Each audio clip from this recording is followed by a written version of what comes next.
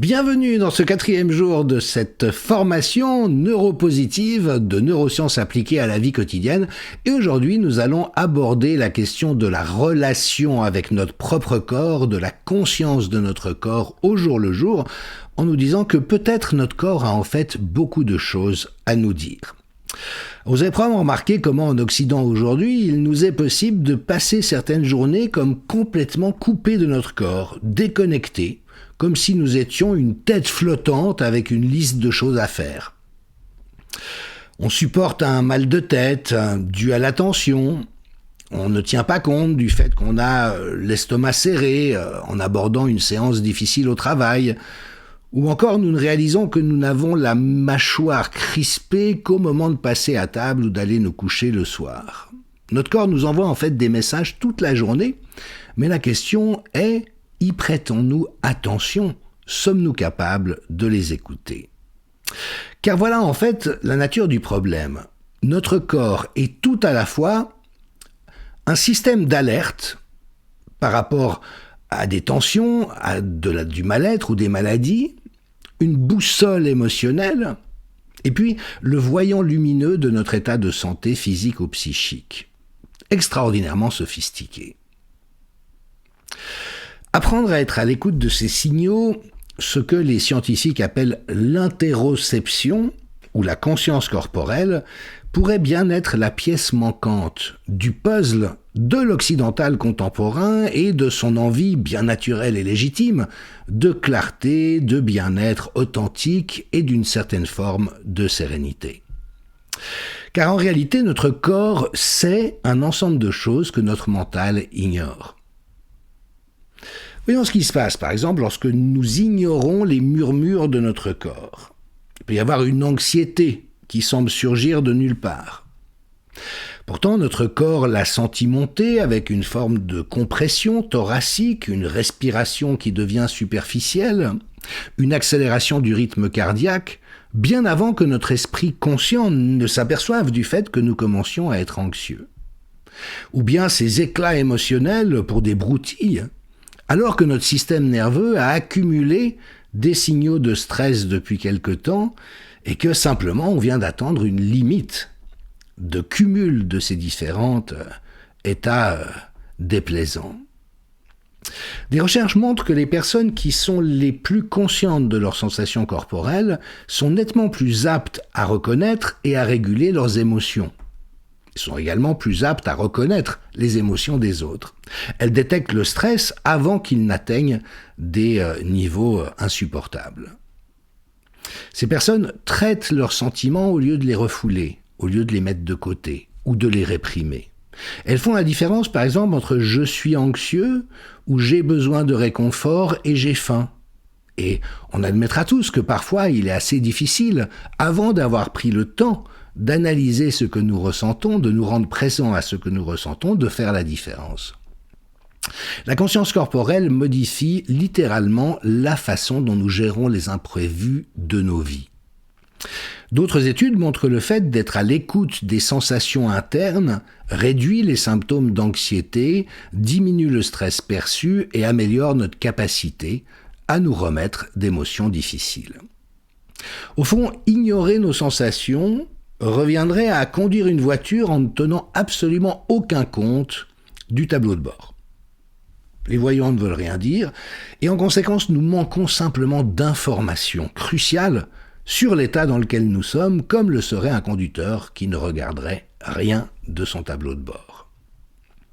Lorsque nous commençons à prêter attention à nos sensations corporelles, à l'inverse, quelque chose d'étonnant et de remarquable commence à se produire. Nous cessons de vivre en pilote automatique et commençons à habiter réellement notre vie. Nous ne pouvons pas habiter notre vie si nous n'habitons pas, pour commencer, notre corps. Et alors notre corps devient une sorte d'ami de confiance, plutôt qu'un étranger qu'on consulte occasionnellement lorsque quelque chose nous fait mal ou que nous sentons que nous approchons de la limite ou du point de rupture. Et en fait, on peut vraiment faire confiance à la sagesse de notre corps et apprendre à collaborer avec lui. Comme nous l'avons vu hier, notre corps ne se contente pas de réagir au stress. Il essaye activement de le résoudre, il anticipe, il nous adresse des signaux. Chaque bâillement est un recalibrage de notre cerveau, de l'équilibre entre nos réseaux neuronaux.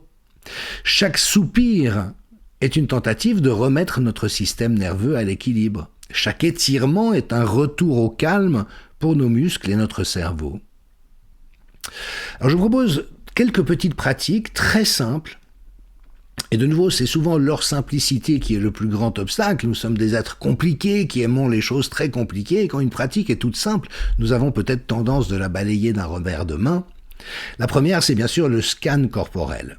L'idée, c'est de passer en revue les différents étages de notre corps, en partant par exemple des orteils, et de passer en revue comment sont mes pieds, mes chevilles, mes mollets, mes genoux, mes cuisses, mon bassin, mes fesses et mes hanches, ma zone abdominale, le haut du tronc, les épaules, les bras, les mains, la nuque, la gorge, et puis le visage, jusqu'au sommet du crâne et la racine de vos cheveux si vous avez la chance d'en avoir.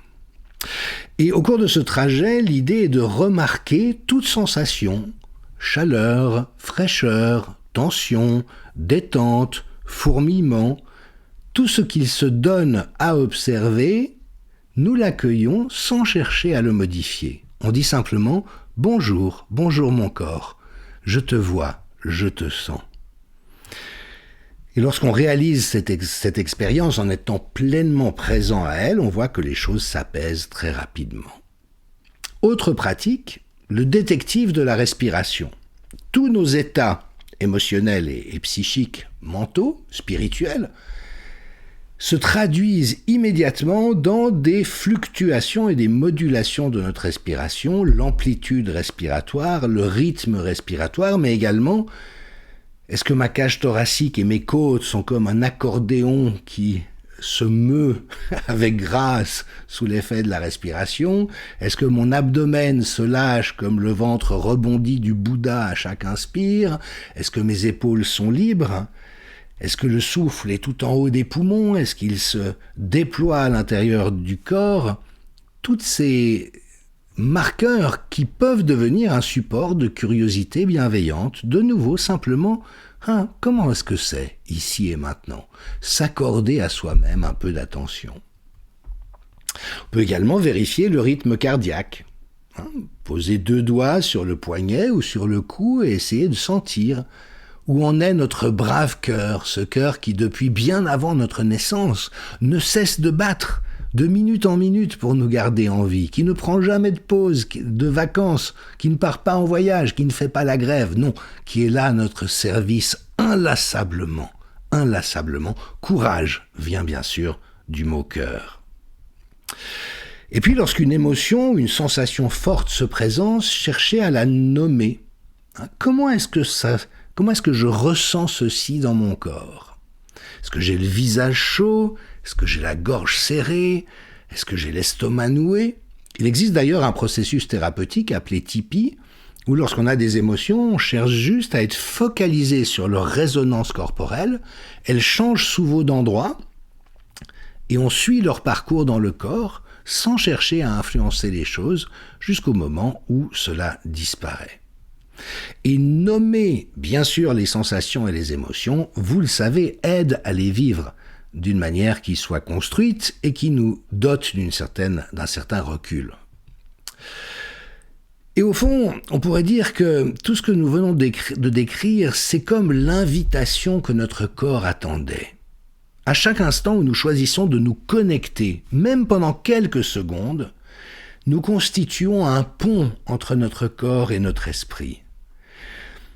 Nous disons à notre corps « Je suis là, je t'écoute, tu comptes pour moi. Tu n'es pas juste un vieux cheval fourbu que je peux martyriser à ma guise jusqu'à qu'il crève. Non, non, j'ai envie de prendre bien soin de toi, car je sais que tu me le rendras au centuple. » Et on pourrait dire que notre corps, à bien des égards, a attendu cela pendant toute notre vie, que nous puissions lui manifester de l'intérêt, de la bienveillance, et ce qu'on appelle en anglais du caring, le fait d'en avoir quelque chose à faire. Donc la science est tout à fait claire, hein. La conscience corporelle n'est pas une espèce de pratique ésotérique ou un concept fumeux, c'est une compétence qui s'apprend et qui change fondamentalement la manière dont nous vivons le stress, les émotions et notre conscience elle-même. Elle transforme notre corps d'un véhicule qu'on entretient de temps en temps en un compagnon avisé qui nous aide à naviguer dans la vie. Savoir se bien traiter, savoir se montrer à soi-même une intention bienveillante, bien sûr, font partie des valeurs fondamentales de l'existence. Demain, je vous inviterai dans une nouvelle leçon où nous explorerons ce thème absolument passionnant et essentiel des valeurs fondamentales et en quoi elles constituent notre vraie boussole dans la vie.